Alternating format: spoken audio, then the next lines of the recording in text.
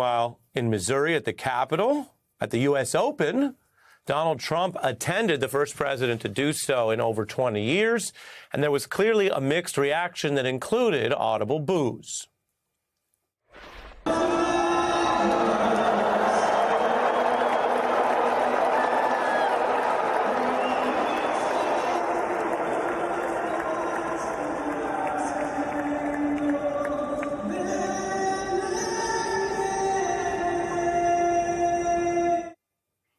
That's just one indicator from sports. Meanwhile, on the streets of Chicago, we saw signs against ICE and Trump's crackdown. An aerial view here of the protests about Trump sending in more federal troops. One sign said Trump must go now. You could see that hovering in the crowd. Your thoughts on what I mentioned, which is in normal times, the Supreme Court goes slowly.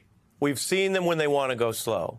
It helped Donald Trump when they sped certain things up, but we've seen them when they choose to go slow. And so they're jumping in not to leave the lower courts the way they are, but to often override in Trump's favor, while there is a big, noticeable populist uprising against these tactics, many of which were not things that he strongly campaigned on.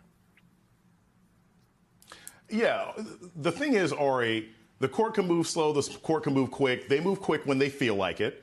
And many of them, not just because Trump put them on the court, but because they agree with a lot of his authoritarian tendencies, they're stepping in, whether it's through sort of pocket rulings or directly, and making things easier for him to remake the country however it is that he wants. And I think it was really telling in that last interview when Justice Barrett is like, well, I don't know if we're in a constitutional crisis or not. You know, first off, there are many scholars who can explain to her what a constitutional crisis is, but more importantly, if the weatherman can't tell me when it's raining, maybe I shouldn't trust what you have to say. And that's the situation we're in right now, where the court will have any kind of ruling that agrees with Trump.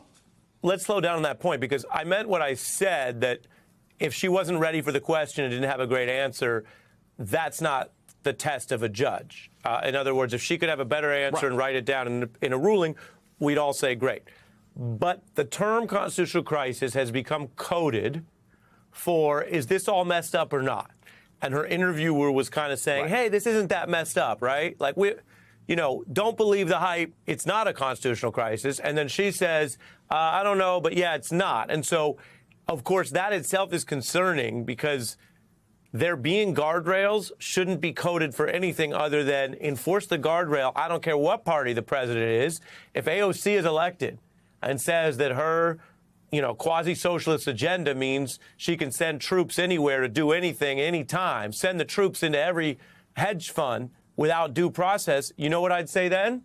I'd say that's not how the federal troops work. I don't care what the agenda is.